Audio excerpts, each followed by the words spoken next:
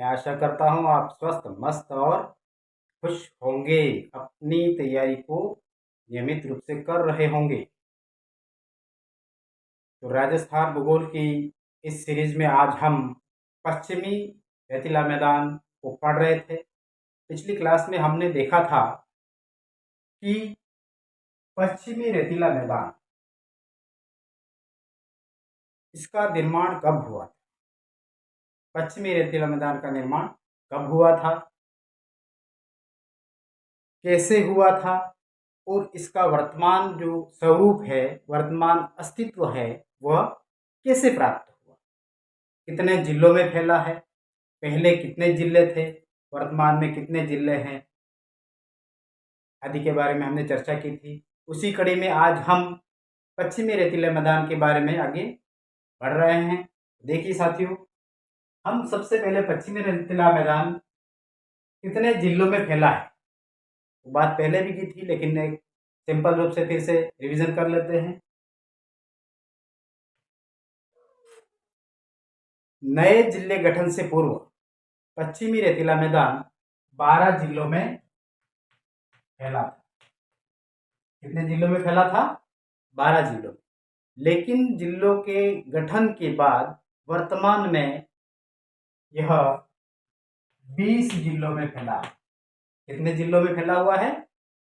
20 जिलों में इसका विस्तार है। अब हम पश्चिमी रेतीला मैदान की बात करते हैं कि यह इसके भाग कितने हैं, इसके कितने भाग हैं। तो पश्चिमी रेतीला मैदान के 2 भाग हैं और वह 2 भाग है, देखिए, फर्स्ट पश्चिमी शुष्क रेतीला मैदान, पश्चिमी शुष्क रेतीला मैदान, और दूसरा है पश्चिमी अर्धशुष्क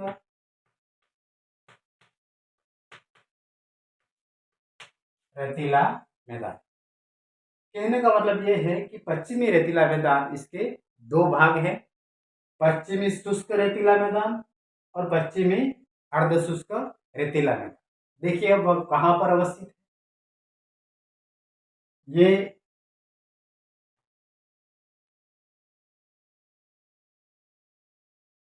यह आपने देखा होगा कि 25 सेमी वर्षा रेखा है। कितना है? 25 सेमी वर्षा रेखा है। और यह है 40 सेमी वर्षा रेखा है। और यह 50 सेमी है और यह 60 सेमी वर्षा रेखा है। तो हम बात करते हैं कि पश्चिमी रेतीला मैदान है, उसको कितने भागों में बांटा है। पश्चिमी रेतीला मैदान को 2 भागों में बांटा है। यहाँ पर क्वेश्चन एक बनता है कि पश्चिमी रेतीला मैदान को 2 भागों में बांटने वाली वर्षा रेखा कौन सी है। आइए जानते हैं।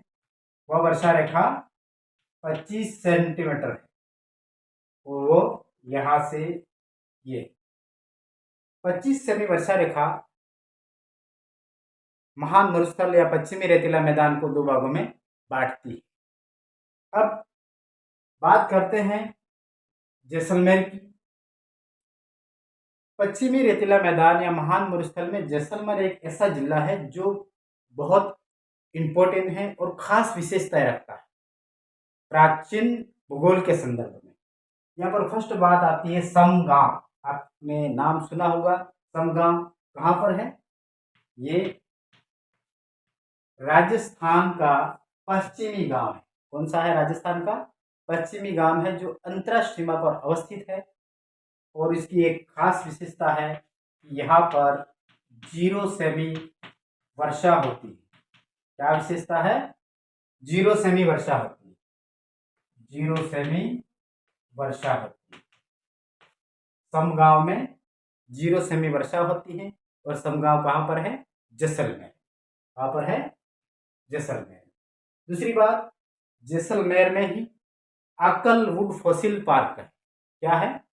आकलवुड फॉसिल पार्क है। और क्वेश्चन यहाँ पर बहुत इंपॉर्टेंट आता है।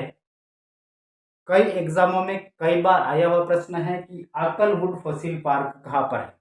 अगर सरल प्रश्न पूछता है तो आकलवुड फॉसिल पार्क कहाँ पर है? तो वह जैसलमेर में।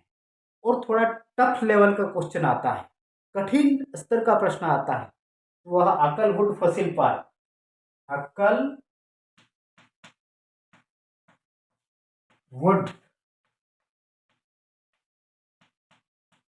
फॉसिल पार्क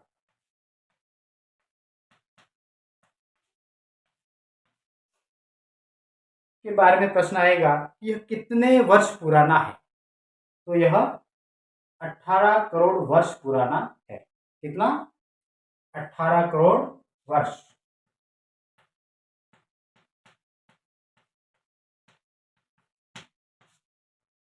इंपॉर्टेंट प्रश्न है कि आकलवुड फॉसिल पार्क जो जैसलमेर में है कितने वर्ष पुराना है?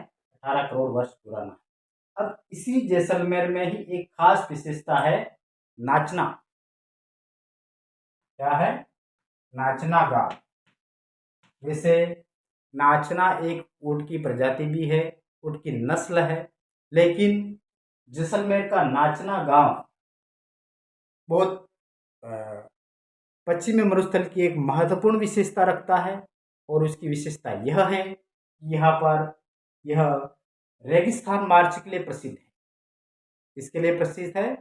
रेगिस्तान मार्च। अब रेगिस्तान मार्च का मतलब क्या है? जैसे रेगिस्तान में क्या होता है? रेत होती है। रेगिस्तान में क्या होता है? रेत होती है। और रेत किस रूप में होती है? रेत टीले या धोरों के रूप में होती है। और मरुस्थल की खास विशेषता यह है कि यहाँ पर तेज हवाएं चलती है। क्या होता है?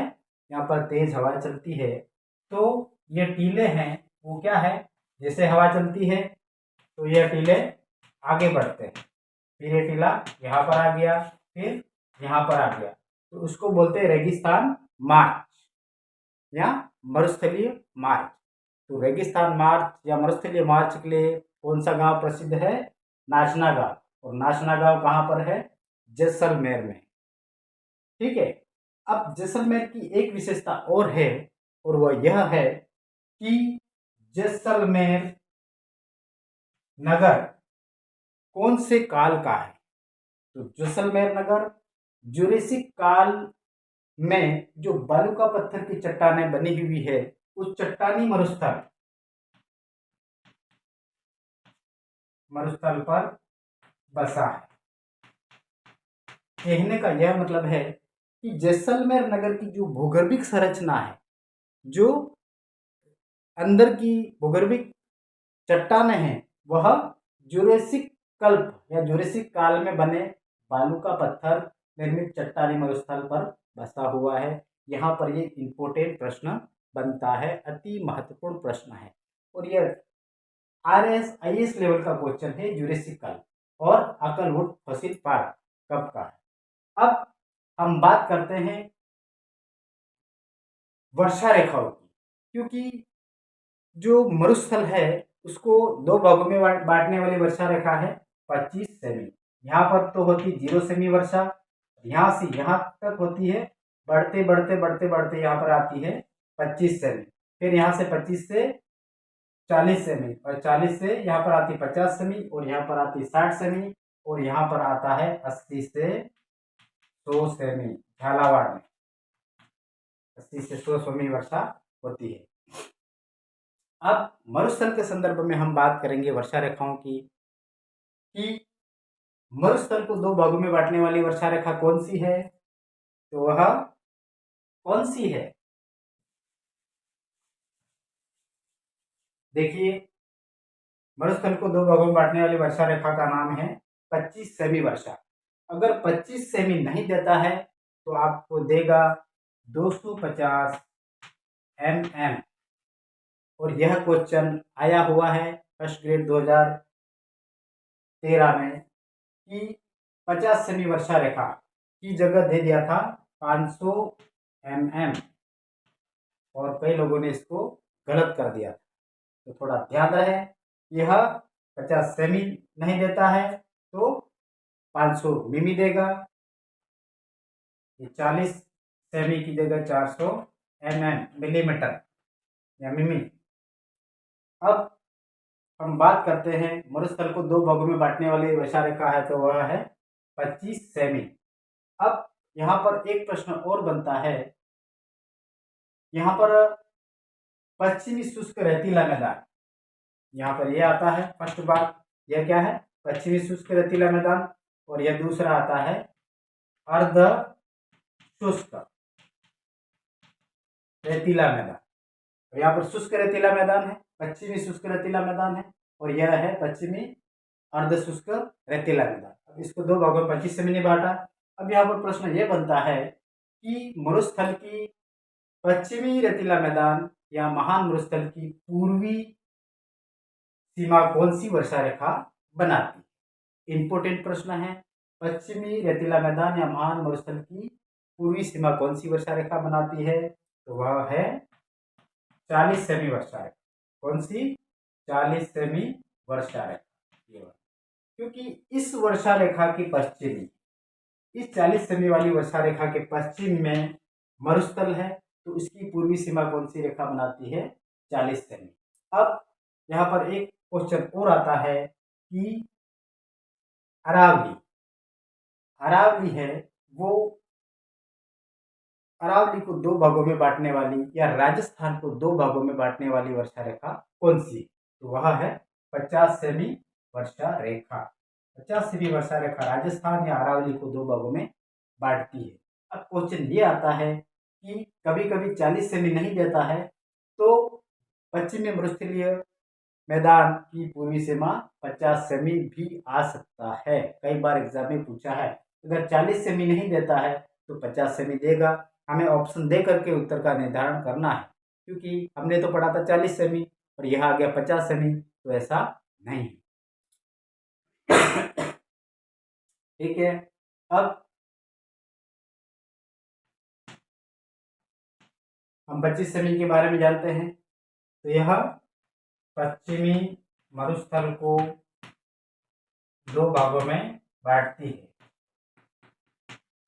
दो भागों में बांटती है। यह पश्चिमी मरुस्थल की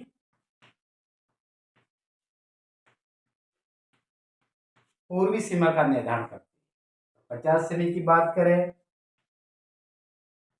तो ये भी आ सकता है, अरावली की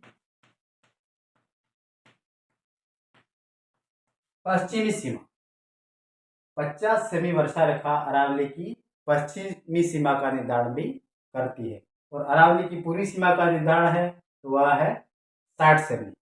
लिख लेते हैं, यह इसको 600 mm भी बोल सकते हैं, और यह अरावली की पूर्वी सीमा का निर्धारण करती है। इस प्रकार से आज की क्लास को हम यहीं विराम देते हैं साथियों। तो आज हमने पढ़ा कि पश्चिमी रेतीला मैदान कितने जिलों में फैला हुआ है, जिलों के गठन से पूर्व कितने जिलों में था और वर्तमान में कितने जिलों में है। हमने बात की राजस्थान में वर्षा, और वर्षा राजस्थान जो पश्चिमी रेतीला मैदान है वहाँ पर वर्षा होती है 0 से 25 सेमी। कितनी होती है? 0 से 25 सेमी यहाँ पर वर्षा होती है। यहाँ 0 सेमी और यहाँ तक 25 सेमी होती है। अब हम बात करेंगे पश्चिमी रेतीला मैदान में ही एक गांव है कवास, एक स्थान है कवास, और वह है बाड़मेर में। कहाँ पर है? बाड़मेर में। तो इस कवास की खास विशेषता क्या है, हम थोड़ा ये भी जान लेते हैं कि यहाँ पर 2006 में, कवास में 2006 में बाढ़ आई। क्वेश्चन बार बार आता है कि कवास में 2006 में बाढ़ आई थी। ये 2006 में आई थी, लेकिन इसको अभी भी पूछा जा सकता है। इसकी विशेषता है क्यों? क्योंकि राजस्थान में इस 2006 को जलवायु परिवर्तन का आधार वर्ष माना जाता है। क्या माना जाता है? जलवायु परिवर्तन का आधार वर्ष माना जाता है। अब इसको आधार वर्ष क्यों माना जाता है? इसका कारण यह है कि 2006 से पूर्व जो ये पश्चिमी राजस्थान है, जो यह पश्चिमी राजस्थान है, इसमें वर्षा कम होती थी और पूर्वी राजस्थान में वर्षा ज़्यादा होती थी। लेकिन 2006 में यह हुआ कि पश्चिमी राजस्थान में वर्षा की मात्रा बढ़ने लगी पूर्वी राजस्थान की तुलना में, क्योंकि यहाँ पर पूर्वी राजस्थान में तो वर्षा हो ही रही थी ज़्यादा अधिक, लेकिन पश्चिमी राजस्थान में भी वर्षा होने लगी और 2006 में एक आवास में बाढ़ आ गई। तो यहाँ पर ये इम्पोर्टेंट है। अब ये राजस्थान में जलवायु परिवर्तन का आधार वर्ष 2006 को माना जाता है। क्यों माना जाता है? वो इसलिए माना जाता है कि 2006 से पूर्व पश्चिमी राजस्थान में वर्षा कम होती थी, लेकिन 2006 के बाद पश्चिमी राजस्थान में वर्षा की मात्रा बढ़ गई। तो यह हुआ आधार वर्ष, इसी को बेस मान करके वर्षा का निर्धारण किया गया। Thank you. जय हिंद साथियों। आज की क्लास को विराम देते हैं हम।